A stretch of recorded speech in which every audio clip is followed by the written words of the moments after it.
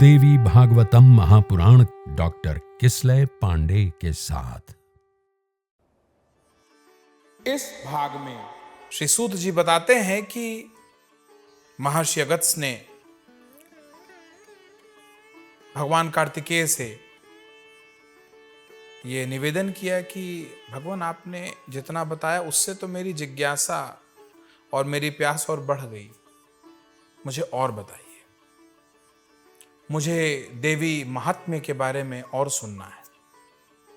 कार्तिकेय जी ने उनका समर्पण देखा, उनकी उत्कंठा देखी और उन्हें आगे बताना शुरू किया कि महामुनि एक समय एक महात्मा हुए, उनका नाम था ऋत्वाक। ऋत्वाक की कोई संतान नहीं थी, पर उन्होंने कैसे कैसे करके विभिन्न जप तप करके एक पुत्र प्राप्त किया। पुत्र वो महात्मा थे, स्वयं ज्ञानी थे, उनका स्वयं का बड़ा तपोबल था और उन्हें जितना भी ज्ञान था उसके हिसाब से उस पुत्र का हर प्रकार का संस्कार शास्त्र सम्मत किया और जीवन आगे बढ़ाया अपना। पर आश्चर्यजनक तरीके से जिस दिन से ऋत्वाक के यहां उस पुत्र का आगमन हुआ, उसी दिन से कुछ अजीब अजीब सी घटनाएं होने लगी। तबीयत खराब रहने लगी, घर में नियमित कलह होने लगी, घर में लोभ का आगमन हो गया। वो समय ऐसा था जब लोभ जैसी चीज की कोई जगह नहीं होती थी।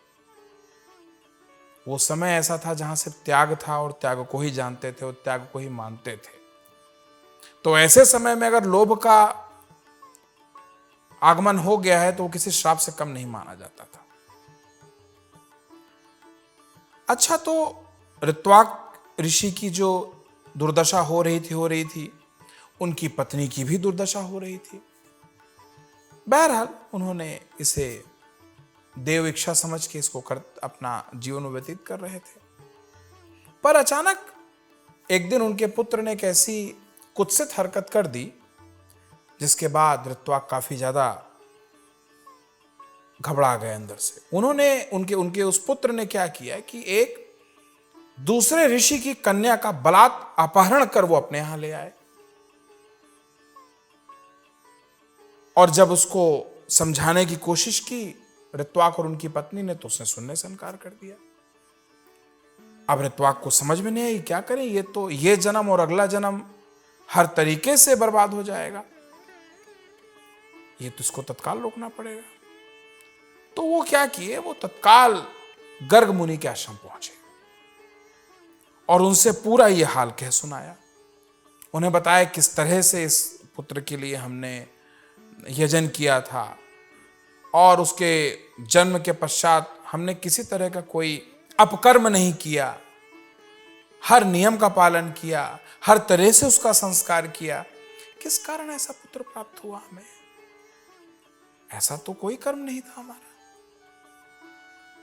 तो गर्गाचार्य ने पूरा का पूरा विषय समझा और गहन चिंतन के बाद उनको बताया कि देखिए ऐसा है महर्षि ऋत्वाक, इसमें ना आपकी गलती है, ना आपकी पत्नी की गलती है और ना ही उस बालक की गलती है। ये वस्तुतः गलती उस नक्षत्र की जिसमें वो पैदा हुआ है। वो पैदा हुआ है रेवती नक्षत्र के अंतिम भाग में, जो एक अशुभ संयोग लेकर आता है और ये उसी का प्रभाव है कि आपका पुत्र इस तरह की कृत्यों में लीन है और इसी कारण आपकी दुर्दशा हो रही है। अच्छा, ऋत्वाक ने इतना सुना तो वो तो आपा खो बैठे, क्रोध से कांपने लगे और इतना क्रोधित हो गए कि न कुछ सोचा न समझा, तपाक से रेवती नक्षत्र को श्राप दे बैठे। और उनका श्राप था कि पलक झपकते रेवती नक्षत्र आकाश से तत्काल नीचे आ गए। तो जिस जगह वो आके गिरा, वास्तव में उस जगह का नाम था कुमुद पर्वत, पर रेवती नक्षत्र के वहां गिरने के कारण उसका नाम पड़ गया था रैवतक। अच्छा, तो उधर जब महर्षि ऋत्वाक को अपना पूरा उन्होंने होश संभाला तो उन्होंने आचार्य गर्ग से पूछा कि अब मैं क्या करूं। तो आचार्य ने कहा कि आप चिंता ना करिए, जो बड़े से बड़े हारे हैं उनको जिताने वाली मां है, आप उनकी शरण में जाइए, आप देवी भागवतम का आयोजन करिए, 9 दिन तक उनका अनुष्ठान करिए और आपकी सारी जो कठिनाइयां हैं वो सारी की सारी दूर हो जाएंगी। आचार्य गर्ग के वचन थे, उस पर कैसे विश्वास न किया जाए। ऋत्वाक फौरन गए, उन्होंने मां का पूरा आयोजन किया और देखते ही देखते चीजें उससे भी अच्छी हो गई जैसे ऋत्वाक ने कभी कल्पना भी नहीं की होगी। यह मां का प्रभाव था। अच्छा, इधर रेवती नक्षत्र के कुमुद पर्वत पे गिरने के कारण कुमुद पर्वत का नाम तो रैवतक पड़ गया, पर जब वो नक्षत्र जिस समय गिरा और वो विस्फोट हुआ तो उस विस्फोट के तेज से एक कन्या उत्पन्न हुई जिसका नाम पड़ा रेवती। अब रेवती नक्षत्र थे। अब आप कल्पना करिए कि उस नक्षत्र के तेज से उत्पन्न होने वाली कन्या की क्या कांति होगी, क्या व्यक्तित्व होगा, क्या सुंदरता होगी, क्या प्रतिभा होगी, किस स्तर का उसका समर्पण होगा और क्या नहीं होगा उस कन्या के अंदर। तो ऐसे गुणों से संपन्न थी रेवती। जब वो रेवती अपने बाल्यकाल में थी पर्वत पे, तो वहीं पे एक ऋषि थे जिनका नाम था प्रमुच। उन्होंने उस कन्या को देखा और वो अपनी योग दृष्टि से अपने अपने तपोबल से सब समझ लिया उन्होंने, और उन्होंने उस कन्या को तत्काल पुत्री स्वरूप उसका वर्ण कर लिया। और पुत्री के रूप में उसका वर्ण करने के बाद एक पिता की तरह उसका लालन पालन करने लगे। ये कन्या महर्षि प्रमुच के साथ उनके कुमुदाचल पर्वत पे स्थिर आश्रम में रहती थी। धीरे धीरे समय व्यतीत होता गया, कन्या बड़ी होती गई। विवाह का समय आने पे जैसे कोई भी पिता अपनी पुत्री के विवाह के लिए चिंतित होता है, वैसे ही महर्षि प्रमुच को भी चिंता सताने लगी। काफी खोजने ढूंढने के बाद उनको कोई भी उचित वर मिल नहीं रहा था रेवती के लिए। तो उन्होंने अग्निदेव का आह्वान किया और अग्निदेव का आह्वान करके उन्होंने अपनी सारी समस्या बताई कि मैंने इस कन्या का ऐसे वर्ण किया इस तरह से कि अग्निदेव तो स्वयं अंतर्यामी है, उन्हीं के अंदर सब घटित हो रहा है। तो उन्हें सब पहले से पता था। उन्होंने बताया कि हे ऋषि श्रेष्ठ, आप बिल्कुल इस बारे में चिंता ना करें, इस कन्या का जो वर होगा उसका नाम है महाराज दुर्दम, और वही बलशाली तेजस्वी इस कन्या का वर्ण करेगा। महाराज दुर्दम कालिंदी के गर्भ से उत्पन्न राजा विक्रमशील के पुत्र थे और उनकी ख्याति भी किसी से छुपी नहीं थी। अच्छा, तो अब आप देखिए देव संयोग कैसे होता है कि इधर ऋषि प्रमुच अग्निदेव के साथ बातचीत में व्यस्त हैं, उधर किस कारणवश दुर्दम महर्षि प्रमुच की कुटिया में आ गए और वहां उन्होंने रेवती को देख लिया। और रेवती को देखते ही सहसा उनके मुंह से निकल गया कि प्रिय महर्षि प्रमुच कहां है। तो रेवती ने सीधा सा जवाब दिया कि वो तो अपनी यज्ञशाला में। दुर्दम एक शीलवान राजा थे। जैसे उन्हें पता चला कि ऋषि कुटिया में नहीं है, यज्ञशाला में, तुरंत कुटिया से बाहर आ गए और बाहर जाके ऋषि का इंतजार करने लगे, उनकी प्रतीक्षा करने लगे। जब यज्ञशाला से ऋषि प्रमुच बाहर आए तो उन्होंने दुर्दम को देखा और उनको बड़ा आश्चर्य हुआ कि अभी इन्हीं के बारे में तो भविष्यवाणी हो रही थी। उन्होंने तुरंत अपने शिष्य को कहा कि तुरंत जल लेकर आइए, ये हमारे जमाता हैं, हमारे दामाद हैं, इनका शिष्टाचार करना पड़ेगा। राजा दुर्दम को अभी तक पता नहीं है कि उनके बारे में क्या क्या बातें हो चुकी हैं और आगे उनका भविष्य क्या होने वाला है। वो तो एक शिष्य भाव से ऋषि का प्रतीक्षा कर रहे थे। तो जब ऋषि उनके पास पहुंचे तो उन्होंने प्रणाम किया और बताया कि मैं आपका आशीर्वाद लेने आया था। तो उन्होंने कहा आशीर्वाद वगैरह ठीक है और सब कुशल मंगल है, आप अपने बारे में बताइए, कैसे हैं आप, घर में सब लोग कुशल मंगल हैं। ज़्यादा तो खैर नहीं पूछूंगा आपके घर के और लोगों के बारे में, क्योंकि आपकी एक भार्या तो हमारे आश्रम में ही है। बाकी स्त्रियों के बारे में आप बताइए। राजा दुर्दम चकरा गए कि ये किस भार्या की बात कर रहे हैं। उन्होंने बोला कि हाथ जोड़ लिया, बोले कि ऋषिवर, मेरी कौन सी भार्या यहाँ है जिसे मैं नहीं जानता? मैं तो अपनी भार्या सुभद्रा आदि को जानता हूं, वो तो घर में ही है।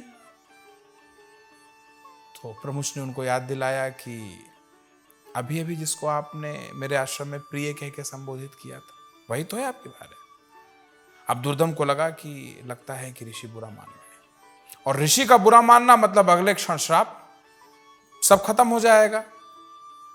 अभी तो राजा थे, अब तो मतलब किसी भी लायक नहीं बचेंगे। उन्होंने तत्काल हाथ जोड़ लिया कि ऋषिवर, मेरा ऐसा कोई मंतव्य नहीं था, मेरे मन में किसी प्रकार की कोई मैल नहीं थी, मैंने तो सहसा ऐसे ही प्रिय के रूप में पूछ लिया, मुझसे माफ करिए, मुझसे अगर कोई त्रुटि हो मुझे क्षमा करें, मेरे मन में किसी इस तरह की भावना नहीं थी। तो प्रमुख समझ गए कि राजा दुर्दम डर गए हैं। उन्होंने कहा कि नहीं, ऐसी कोई बात नहीं है।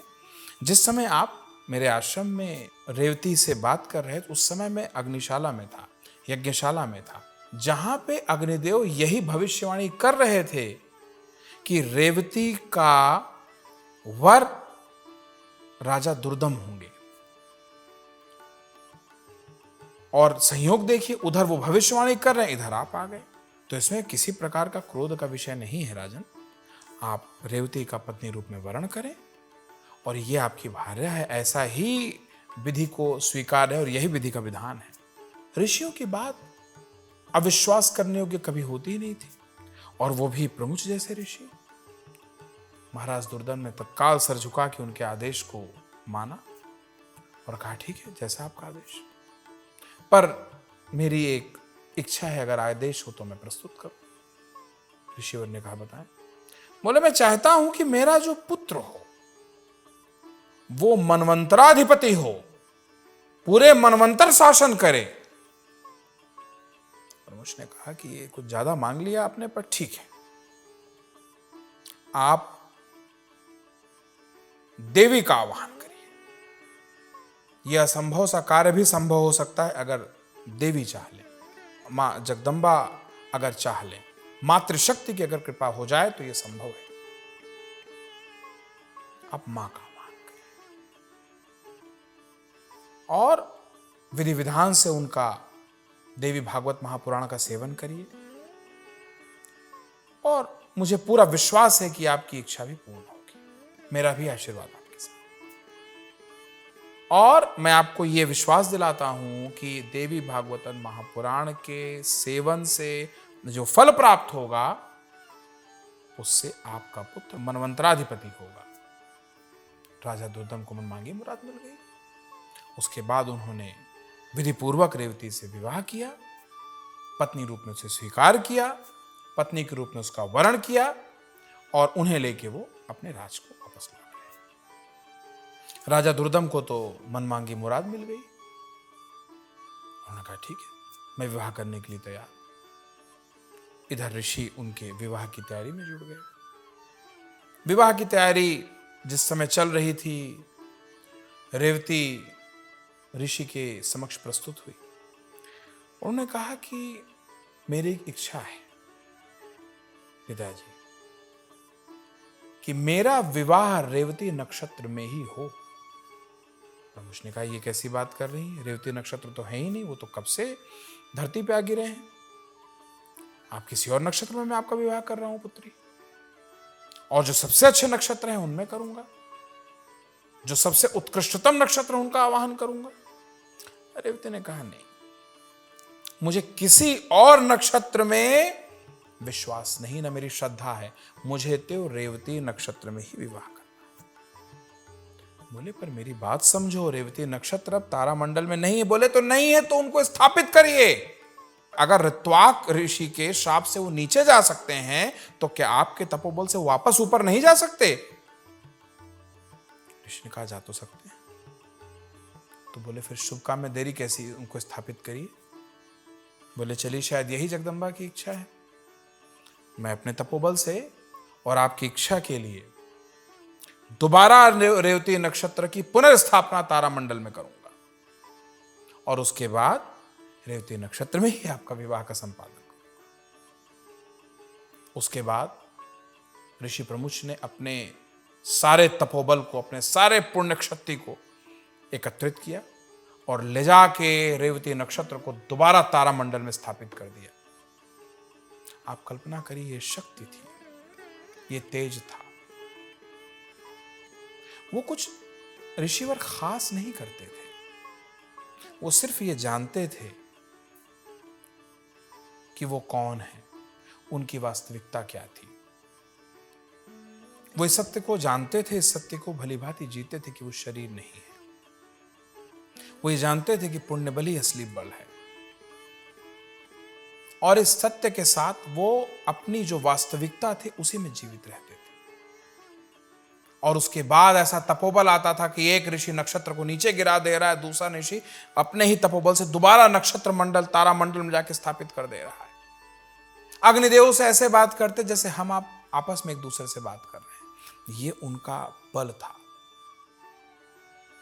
ऐसा प्रभाव था। ऋषि प्रमुख ने रेवती की इच्छा अनुसार दोबारा रेवती नक्षत्र को तारामंडल में स्थापित किया, और उसी नक्षत्र में रेवती का विवाह संपन्न किया।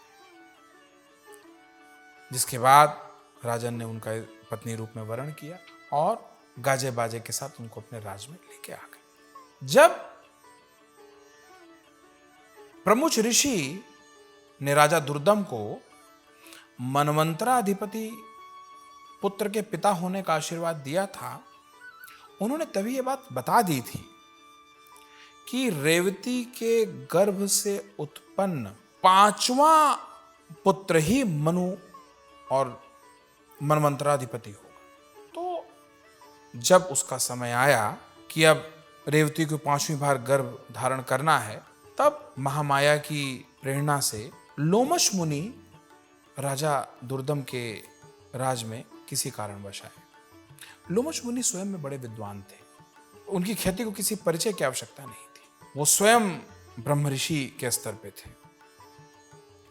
लोमश मुनि को देखकर राजा दुर्दम ने उनसे बताया कि मुनि श्रेष्ठ, मैं ऐसे मेरे साथ हुआ है, और प्रमुख ऋषि के आशीर्वाद से, उनके आदेश से मैंने रेवती का पत्नी के रूप में वरण किया है, और उनके आदेश हैं कि मैं देवी भागवत महापुराण का सेवन करूं, सपरिवार, सबंधु बांधव, और जिसके आशीर्वाद, जिसके फलस्वरूप मुझे मनवंतराधिपति पुत्र के पिता होने का सौभाग्य प्राप्त हो। तो मैं ये चाहता हूं कि उस देवी भागवतम महापुराण के यज्ञ का आयोजन आपके तत्वानिधान में संपन्न हो और आपके द्वारा उसका संपादन किया जाए। अब ऐसा सौभाग्य कौन छोड़ना चाहेगा? लोमश मुनि ने तत्काल हां कर दी, और सहर्ष उन्होंने देवी भागवतम महापुराण के इस महान यज्ञ का आयोजन करवाया। यज्ञ के संपन्न होने पे रेवती ने गर्भधारण किया, और एक शुभ समय पे रैवत नामक के पुत्र को जन्म